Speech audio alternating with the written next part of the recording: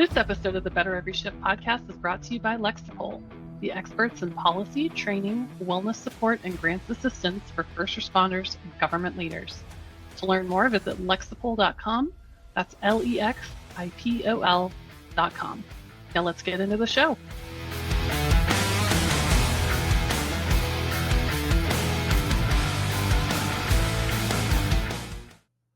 Hey everybody, welcome to the Better Every Shift podcast. My name is Aaron Zamzo. I am your host, and I don't want to spend too much or waste too much time. Today we're going to talk about some very pertinent topics in the fire service, and we have a very, very special, esteemed guest log today. And if you're watching this on video, you can see it's the who's who in the fire service right now. I am very honored to lead a little discussion on what's going on with the fire service as far as some of the things that are affecting everyone as far as culture, National Fire Academy. So with me are some of these esteemed leaders and experts to really talk about all things fire service currently. And first and foremost, we have Dr. Lori Moore-Merrell, who is the most recent former U.S. Fire Administrator. We got Fire Chief Josh Waldo, who is the IAFC president and also the chief in Bozeman, Montana. Fire Chief Marc Bashoor, retired fire chief from Maryland, Florida, West Virginia, and a very, very good colleague on Fire Rescue One. He's a senior fire advisor, and he tries to keep me well educated and under wraps. And we were talking about what's going on currently in the fire service. And Chief, you wrote an article a couple days ago that has really blown up. It has to do with the National Fire Academy being shut down. I'm going to start with you, Chief. Can you just kind of recap that article? We'll have links to it, of course, in the show notes, but let's talk about what's kind of developed right after that Friday's article came out. Sure. Yeah. I mean, obviously, it all started from the discussion when FEMA got the notices sent out to all the different classes and instructors, some that were already in session, that class had been scheduled. And, we began to hear feedback from the folks that were scheduled for the EFO program that was supposed to start this week. Today, I suppose, it was supposed to start. And it really began to tug at my heart, and I know at other people's, about the true pain, if you will, that people were experiencing in the National Fire Academy being shut down. So it was just a heartfelt discussion in the article about here's what happened. No attacks, no politics. I try to stay that way in all of my public posting and private posting, for that matter, is to try to, the center line. And it did kind of fire up, and then Associated Press wanted to talk about it, and then this place and that place. It's just kind of taken on its own life. Yeah. And then CNN is on T for tomorrow. So it's not about politics for me. It's about speaking with one voice. And, that message is something that really, really, really was important to me, that we follow the lead of our previous U.S. Fire Administrator, who set us up, if you will, with that one voice. I hate to say one voice mantra, but that's really what it is. And for us to be able to have common messaging is something that I can't thank you enough for setting that up for us, and for kind of drilling into our heads that it's the right way to get the message across. And it's had impact, if in nothing else, in just this little exercise of a short article going out. So, I mean, you want to talk about the one voice, Doc, and how important that is for us to all be on that same messaging page? Yeah, I will. Chief, thank you so much for recognizing that. And I think the one voice, fire service one voice, there's no better time than now to watch it being exercised. As we saw, when the trials come, it was engaged immediately.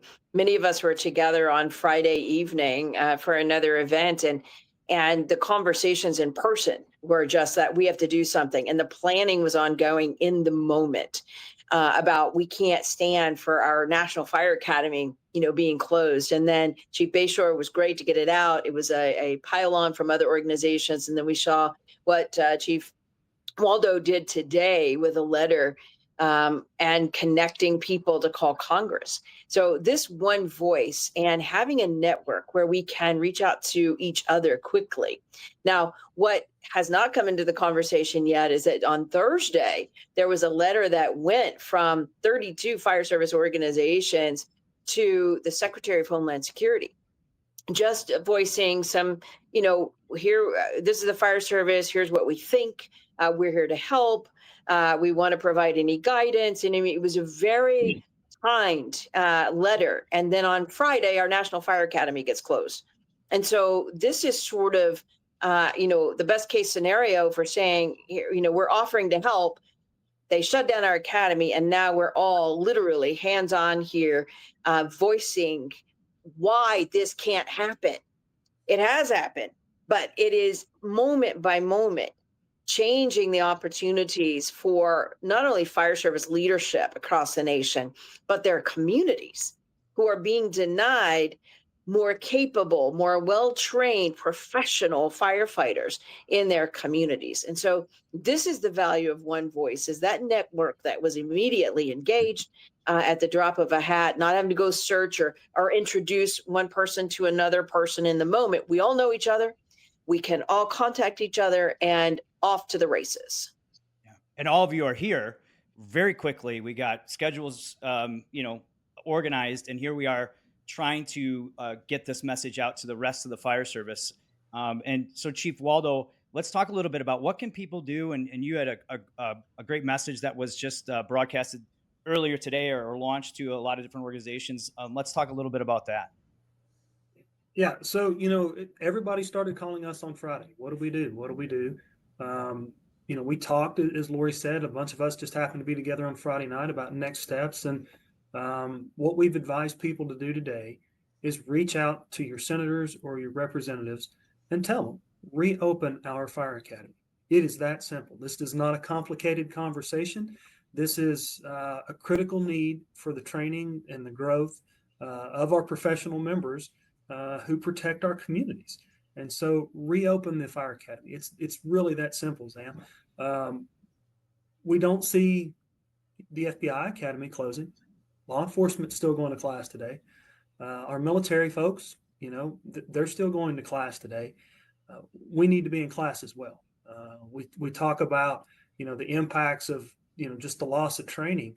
I'll even put a physical note on it. A lot of local communities are probably trying to figure out how do they, they had already bought flights, they'd already bought hotels, paid for things that's got to come out of local funds now. So we need to get our fire academy reopened, and we need to do it quickly.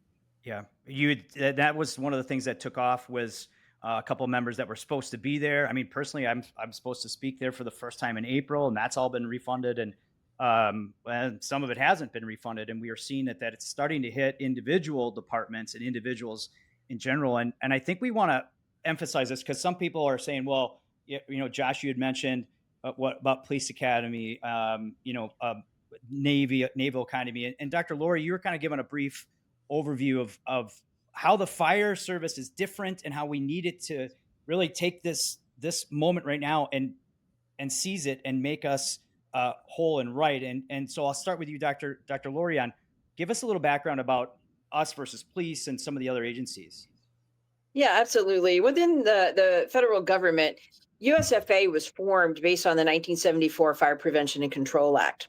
In that act, it lays out exactly what the U.S. Fire Administration is supposed to deliver as a mission.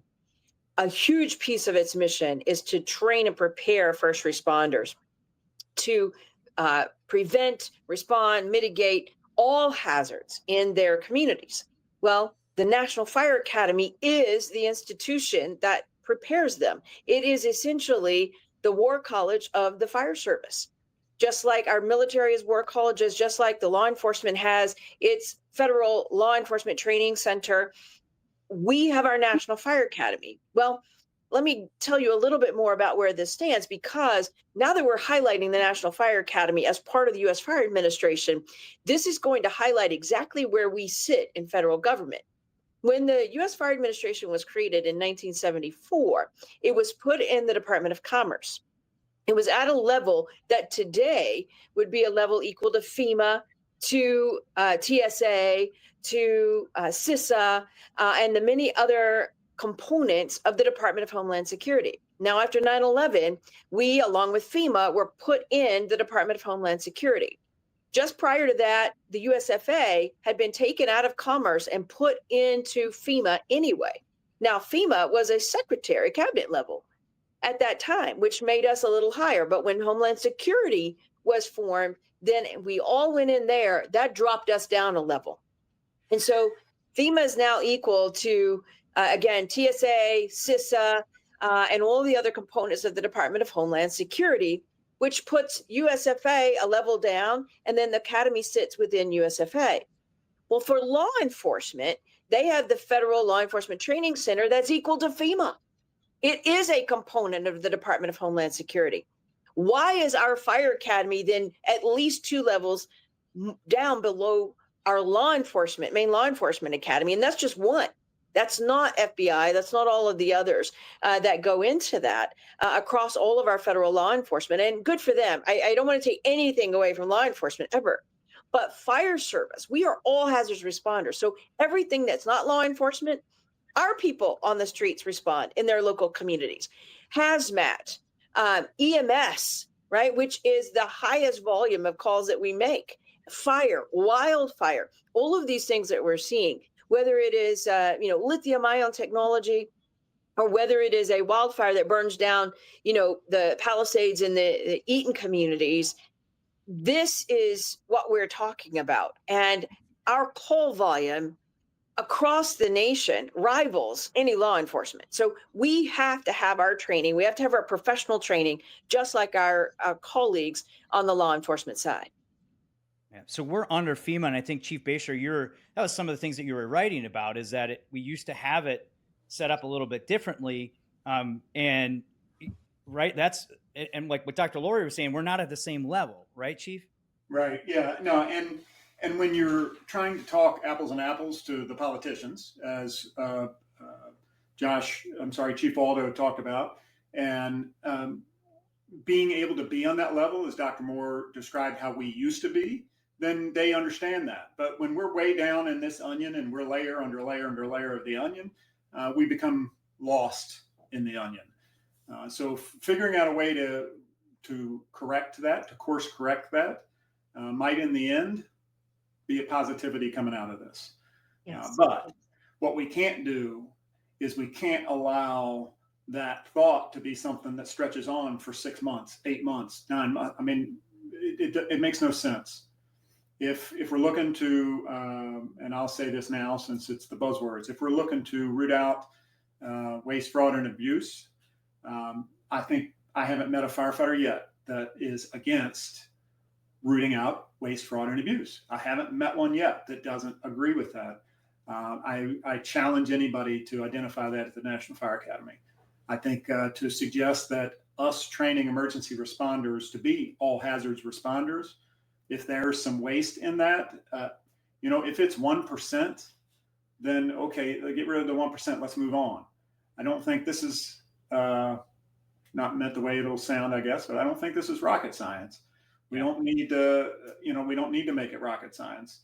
Chief, if I can interrupt you for just a second, one of the things, and I agree with you, we are all, nobody wants waste, fraud, and abuse. So everybody supports that 100%. Yeah. My question would be, why can we not make these evaluations, particularly when you are aligned with public safety, who, first of all, is performing every day on the streets of the nation? They are responding to take care of their people every day in their communities. We are trying to train them. Why can this evaluation not be done in progress? Why must we shut down and try to imagine what they were doing in these classes rather than sending people to observe them, talk to the firefighters, talk to the officers who are on campus, listen to why they're there? To me, if I, and I've done a lot of system evaluations. In my career, I have done a lot of risk assessments. We do it in progress because we need to see, we need to understand, we need to interview. Why must we shut it down and evaluate in silence while we're doing harm every moment, every day, every week? There's harm being done in communities where their leadership was supposed to be at this academy to learn something, to better themselves, to be professional leaders, to come back home and deliver better service to their communities. So this is one of the things that I think we have to stay on, because this has to be reopened, just as Chief Waldo said, right now, as soon as possible. Yeah. We don't close, right? So some of these other offices, and I think Chief Bashoor, you had mentioned this earlier, right? Hey, we can close their doors and we can evaluate what they're doing. The fire service doesn't close. It's 24/7. So to bottle us all together, right? And I think we all agree, we understand what you guys are doing. Everyone agrees with, yeah, let's try to become more efficient. Let's be more cost effective, but look at how we're doing it. We just can't say, hey, Mr. and Mrs. Smith, Mr. Jones, Mrs. Smith, can you guys not break your hip, start your house on fire, and have a car explode in the next 45 days because we're closed. We don't have that luxury. And so we can't be categorized and lumped in that together. And Chief Waldo, I'll go to you. I mean, when you're in these congressional meetings, which you've been, and I know all of you have been up in Washington. I saw you there a couple of weeks ago. But Chief Waldo, what are the things that you're hearing and saying and kind of conveying to on the congressional side then? I've heard repeatedly, there is no intent to harm public safety. And I want to believe that. And I think Chief Bashoor said it the best. We're an open book. Come look at us, evaluate us. And if you can find, ways for us to be more efficient, you'll never find a profession who is more open to say, yeah, let's do it better. But to what Dr. Lori tells us, think about going to a fire station and saying, we're going to evaluate you, but you send all the firefighters home. How are you really going to evaluate what's going on if there's nobody there? If you can't see, the way they respond, the way they train, the way they prepare, how can you really evaluate it? And so I think the same thing about our National Fire Academy is if you go to the academy and it's not in service and it's not working, it's a beautiful facility, but you're really not going to get to see what goes on and the impact that it's making day in, day out as we educate, our nation's first responders. So all for it. If you want to come look at it, please do. We'd love to show you what we've got and how proud we are of it. But we got to be there, and it's got to be working for you to fully get that picture. And so, to Congress, I want to hope that they're true to their word and that they don't want to harm public safety. And this is just a small roadblock, and we can get our fire academy reopened. And speaking of that, are you guys, and we'll go around the horn here too, just the next question, Chief Bashoor, what are you hearing on that? Is that, is this possible? Obviously, Chief Waldo is saying that the government is listening. What are you hearing as far as right now, what the process is and what's going on? I've been very clear that we have no idea what the process is. And I think if someone would tell us what the plan is, we would be happy to help with the plan, just like Chief Waldo just said. No one will tell us what the plan is. There are people who want to tell us to stop fear-mongering and stop all this. Well, it's not fear-mongering when you don't know what it is that we're talking about. And it's good business. And, as Dr. Moore said, I've been a fire chief and involved in annual audits. I can't even imagine telling a 911 caller, sorry, we can't come to you right now, we're being audited. I just can't even imagine it. I recognize that the training is not at that emergency level, and the sky is not falling. Okay, I don't want anybody to think the sky is falling, but I think the degradation we'll see in our fire service, that's what I'm hearing, is the degradation we'll see in the fire service over time is exponential. Mm-hmm. Every day that we go without the academy, we're going to get lower and lower in our intuitive readiness and in our ability to be cohesive across the 50 states. I mean, hell, I've worked in 3 different states. Can I say hell on this podcast? Heck yeah. Yeah. I only said 3 because I couldn't fit the other ones on the bio sheet. I don't really know how many. So, I mean, I've worked in 3 different states, and I can tell you that all 3 of those states look at how you certify a firefighter, how you train a firefighter differently. They don't accept the other states' training. While they may be pro board states, they don't accept it from another pro board state. Every state's different. And that's where the National Fire Academy at least provides us a national framework to use. And every day we go without that, it's another day of degradation in our system. And while, no, the sky's not falling today, it could be falling if this stretches on. Yeah. It takes some wind out of the sails of the fire service too, doesn't it, Dr. Lori? I mean, Absolutely, and it does.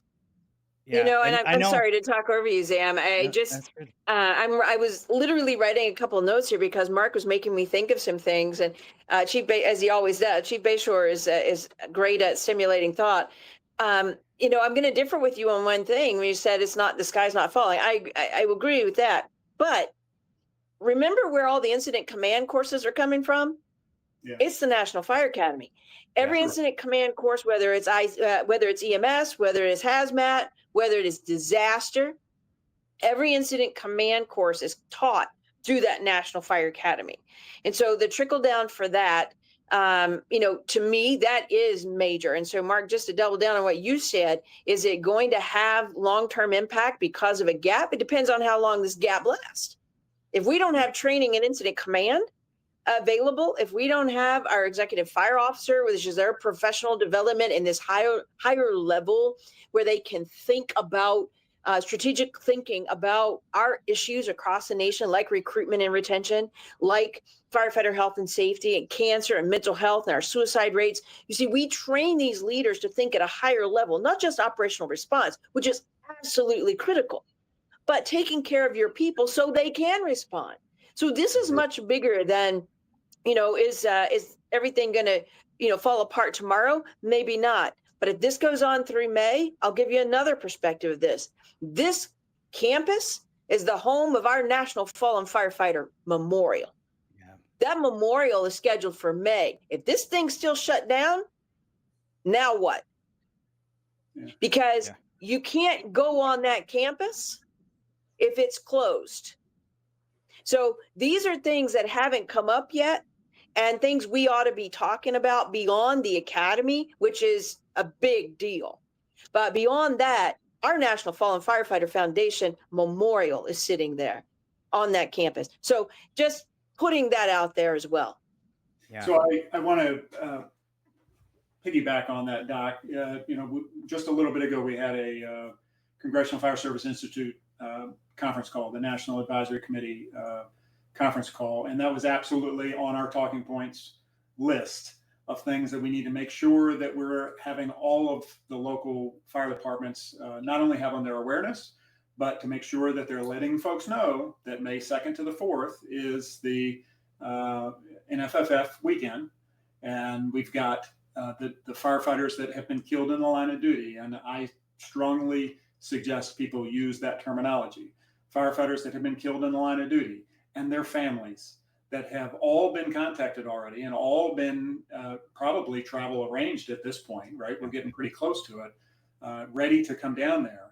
And while I haven't seen anything that specifically says that weekend's canceled yet, we can all see that handwriting on the wall, as the doctor said, is if the campus is still shut down, then that it'll be canceled.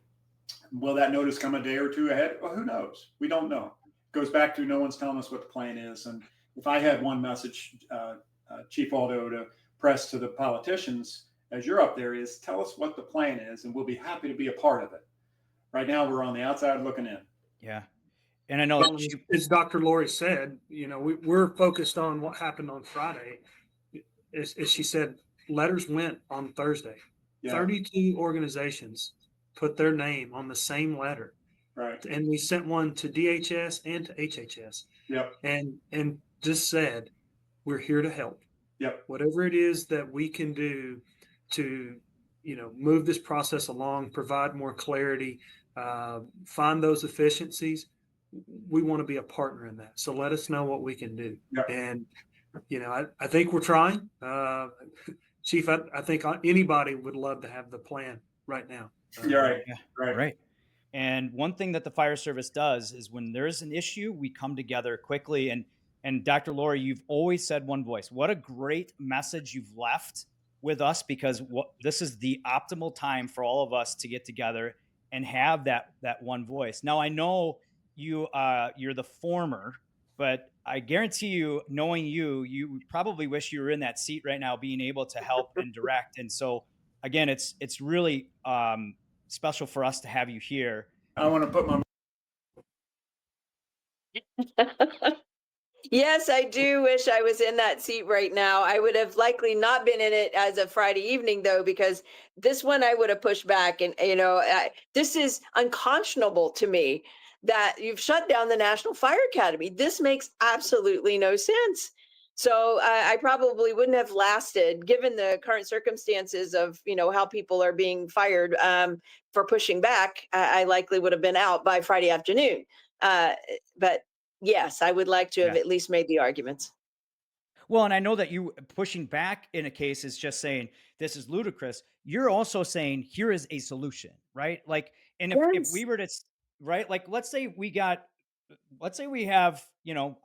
ties to high government officials. Now we don't know, we did just win a media award here. I don't know how big the listener base is, but we're going to try to get some of these solutions up there. So I'm going to start with you, Dr. Lori. If all right, we're here now, we got a canvas.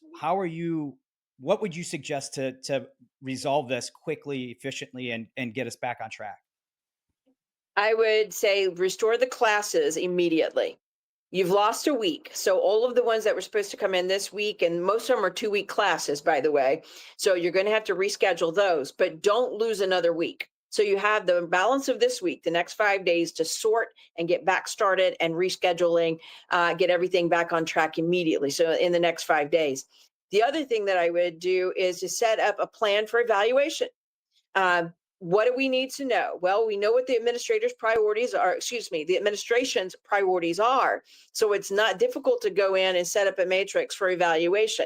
Whether you want to evaluate every class, you want to evaluate the environment of the academy itself, you want to talk to the instructors, you want to talk to some of the students, you want to talk to some of the past students. I would be setting all of that up. Let's bring in the head of every national organization and have you talk to them about their experiences at the National Fire Academy. And then let's talk about and evaluate the presence of our National Fallen Fire Law and look at it all in total. And these things can be done while it's in operation. This to me is the solution. Bring in the experts. You've got a lot of people looking at data, gathering data, analyzing data. Let's put them to work, but you don't have to close an operation in order to evaluate it. And Chief Bashoor, even taking it a step further, where would you recommend putting, and Dr. Lori, as you as well, where would you recommend putting USFA, and how do we break? Is this the time where we really push the break from FEMA and become our own entity? I have a big opinion on that one. I'm going to say FEMA needs to be elevated to a cabinet level. Now, given the administration's bent on FEMA, that's not likely to happen. But if they did that, then USFA would then be put up to an appropriate level directly under a cabinet secretary. That's where it belongs. It should be directly under a cabinet secretary. Now, either do that in Homeland Security or move it back to Commerce. I wouldn't be opposed at all to see USFA put back in Commerce, given the economic impact of fire, as I mentioned earlier, on the economy. We have NIST, which is our National Institute of Standards Technology. We've got a fire lab over there. So there's a lot of collaboration that could go on almost immediately. So put USFA back over there, put it right under the Secretary of Commerce, elevate it to that level, the same level as NIST, and put it back to work. Chief Bashoor, I think you have some additional thoughts on that too, right? So I'll say this. I'm going to leave that federal upper level discussion of where we fit in the end to people like Chief Waldo and people to Dr. Lori, like Dr. Lori. However, I was supposed to say that. It meant to come out for Dr. Lori, right? Yep. Right. So what I think, and I had written an article one time about us having one federal parent. We have fire that's currently under U.S. Fire Administration, under FEMA, under DHS, whatever. And then we have EMS that's under the Department of Transportation. And then we have 911 that's over here under FCC or whoever they're really under. And then in a lot of places, 911's under a sheriff's department.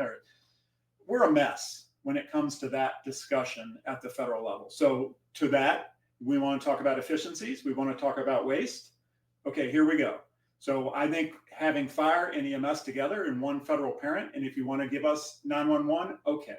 I 911 is fine. I think that fits perfectly. Having those all as one federal parent, whether they're under the Department of ZAMZOWS, the Department of Yes, ZAMZOWS, I like it. Department of ZAM. whatever they're under doesn't matter to me. What matters is that we elevate our voice and that we elevate our appropriate stature within the service. You know, and I use this in class, when Grandma Jones calls 911, she doesn't ask for the Republican firefighter. She doesn't ask for the Department of Commerce firefighter. She doesn't ask for the EMTs from the Department of Transportation. She asks for help. Yeah. And we have to make sure, if I can kind of bring this full circle, while the bigger discussion about where we fit in government is absolutely important and getting that fire academy is absolutely critical, my micro discussion for people is we need to make sure our firefighters are focused on getting service accomplished during this time, because there's too much opportunity for people to get on the keyboard and be a keyboard warrior about their opinions and their thoughts. And while the discussion is good, the political discourse has been vitriol. And I think it's not healthy for us if we're not focusing on service. So I ask people to focus on service, make sure that we're getting, again, at that micro level, we're getting the service done. We're doing all the right things there. And then Chief Waldo, I mean, you guys put out a link today. This is Monday, I guess we're at. You put out a link today to a help center, and you put out a letters and different things like that. I mean, I'm asking people to, on the street level, do the right things. You're asking people at the chief level to get the message to their elected officials, right? I mean, yeah, and I think that goes back to they're the people that are there to represent and be our voice in Washington, D.C. And so send our message. Yeah. I think that's critically important right now, is that they hear from us, the people that are providing those services. Just as you said, when someone calls 911, they just want help. And we're trying to do that in the communities that they're elected to serve. Yeah. So help us. We need your help right now. We're trying to get people to understand that. Back to the original question, Aaron, I think we've got to do something to elevate USFA. Yeah. We've been talking about that as part of the One Voice platform for the last 3 or 4 years. If I could have it be a secretary, that would be fantastic. I'm a realist. If we could have it be an undersecretary where it's just one step off, that's where we need to be. If you think about what the fire service and EMS, to Chief Bashoor's comment, who's doing the majority of EMS in this country? It's fire. And while we're in separate parts of the house here, doesn't make a lot of sense. Bring us together, put us under USFA, make us that that undersecretary. Think about how many people we touch in this country, whether it's in wildfires, hurricanes, earthquakes, just day-to-day EMS on the street. The fire service is one of the biggest service providers in the country. No one can debate that. And we need to have a bigger voice to tell our story about what's going on, the needs that we have. I mean, we're on the cusp of having a data system with Nearest that'll help tell that. We got to be able to make sure that we got that voice, though, that helps carry that message. And to me, until we get USFA up there at the positions that it needs to be, we're always going to kind of be chasing our tail just a little bit. Yeah. And then you're in different offices. Doesn't matter, Democratic, Republic, whatever it is, right, Chief? Like, you guys are pounding the pavement. You're going, hey, whoever wants to support us in providing service, because we don't say, what, excuse me, yes, what's your emergency and what party are you represented, or we don't ask that. And I think Chief Bashoor, you had mentioned that and summarized it best, right? This isn't about a political statement on party. This is about how can we make the fire service better. And look, what do we do in the eyes of catastrophe? We rise to the occasion. And I think the clear message is, let's use this to come together to rise, right, Chief? How is that being? And I imagine that's the message that you are giving to the different cabinet members or members that you meet, and how are they responding to that kind of those suggestions right now, Chief Waldo? Well, let's start with a full acknowledgement. The fire service has the most opinionated people you will ever find. No, but in the same breath, Aaron, when the tones go off and we're out there to do service delivery, you will never find a more nonpartisan group than the fire service. Amen. We do not care. And that's our message when we're talking to Congress is we don't care about your politics on this issue or that issue. We are focused on service delivery to our community and keeping our responders safe. That's it. It's that simple. We don't need to worry about, opinions about, this policy or that political view. Service delivery and keep our members safe. That you won't find a more nonpartisan topic out there. Yep. And with that message, I think, Chief Bashoor, you hit it, and Dr. Lori, you also kind of reiterated that, right? Like, this has nothing to do with that. This is all about providing the best service and education for our firefighters. If I can, Sam, just before you go on, I just want to add something on the back of those two. One of the things that, with elevating USFA, one of the things that we worked on for the last 4 years based on the USFA Summit, which is mandated by our legislation, by the way, it has to happen. And so we've held it for the last 3 years in Fire Prevention Week in October. I'm hopeful that that will be sustained in this administration. Now, one of the things that came out of that was having all of our governmental affairs leadership and all of the national organizations work together on what's the path and what's the recommendations for elevating USFA. And so there are 3 documents. I call them our national strategy documents, but they are the summit reports. And those summit reports from 22, 23, and 24 are all available. Now, they have been taken down, I've noticed, off the USFA websites because they have a section in them on emerging technology and on climate, both of which have been stricken from conversation in the fire zones and fire areas. And so they are available. We have copies of them. Other organizations, I'm going to reach out and ask our One Voice groups to post these documents if they haven't already on their websites, because these national strategies and our recommendations coming out of this One Voice group at the summit are critical. We've worked very hard. There are work groups across, they're again nonpartisan, across the scope of the fire service that have been working on these issues. And one of them is elevating USFA. So I would love for maybe you do another podcast on focusing on those reports, what's in them, what are the recommendations, and who needs to look at them rather than just taking them down off the website and as if they don't exist.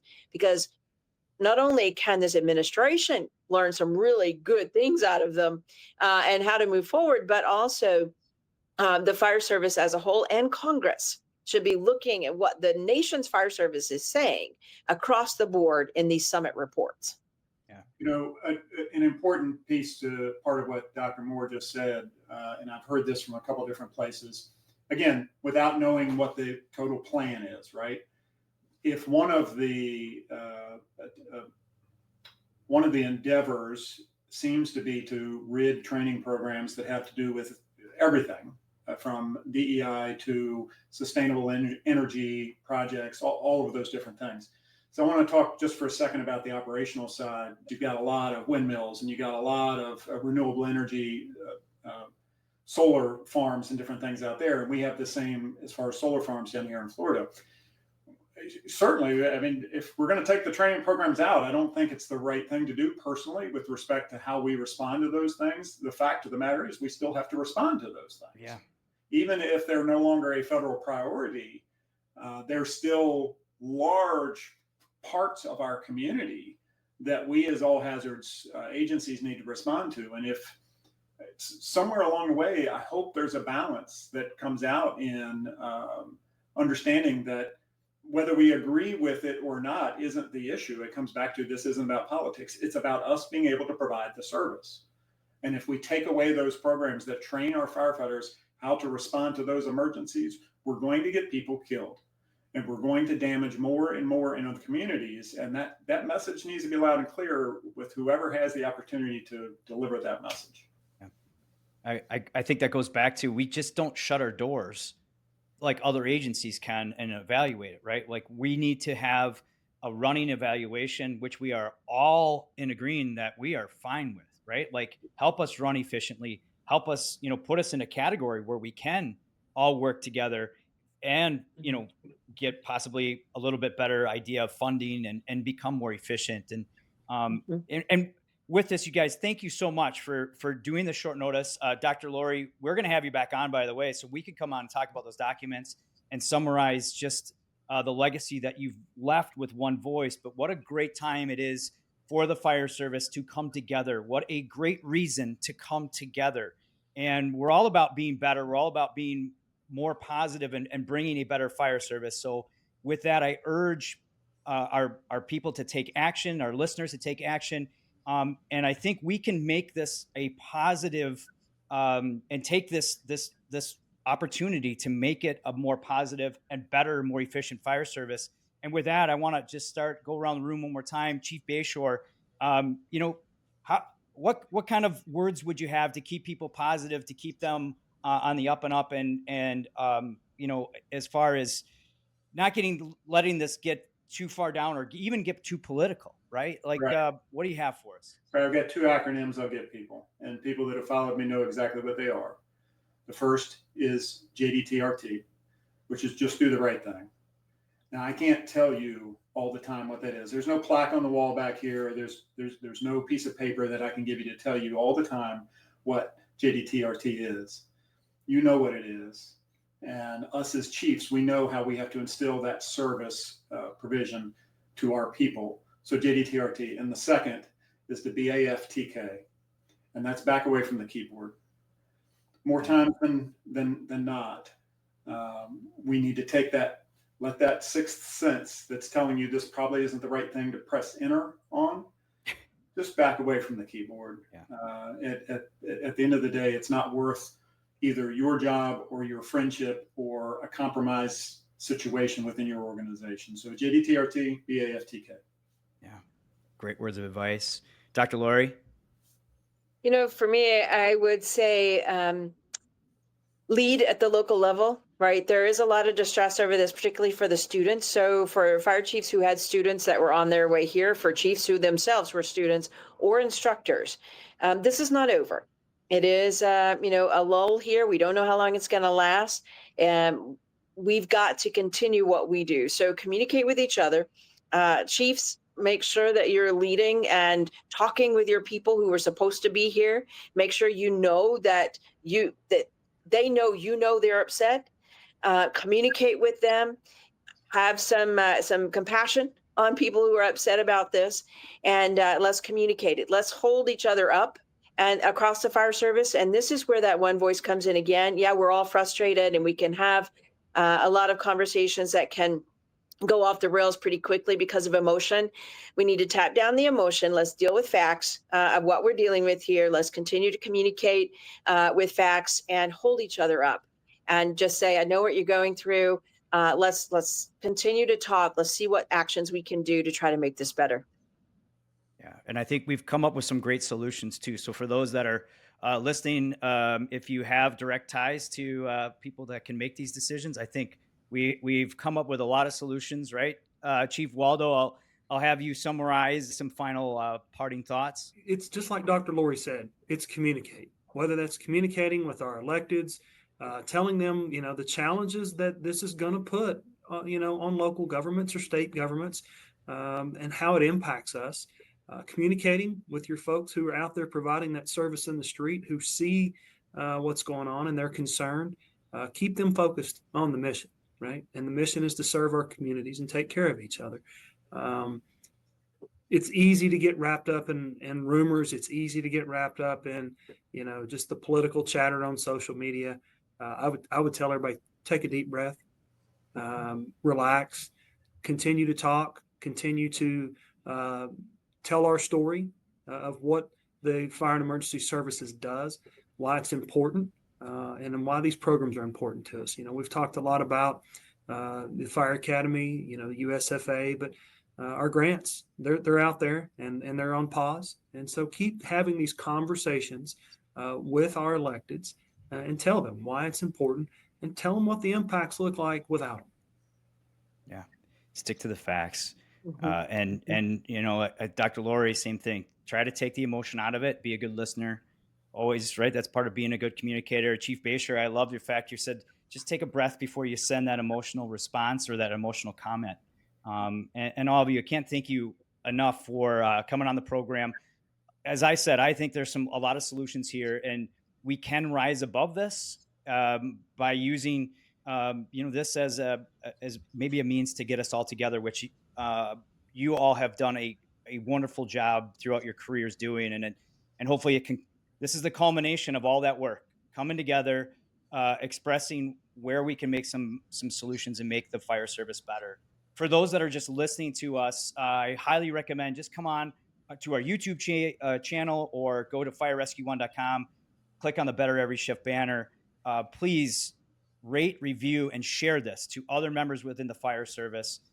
Make sure that if you have questions, you can email us at bettereveryshift@firerescue1. Rate, review. I'm going to say it again, share. Thank you so much, all of you, for taking your time out, Dr. Lori, Chief Bashoor, Chief Waldo. I know this isn't the end of the discussions. Hopefully this is the beginning of many solutions and the beginning of us rising above this challenge. I think so many great points were made.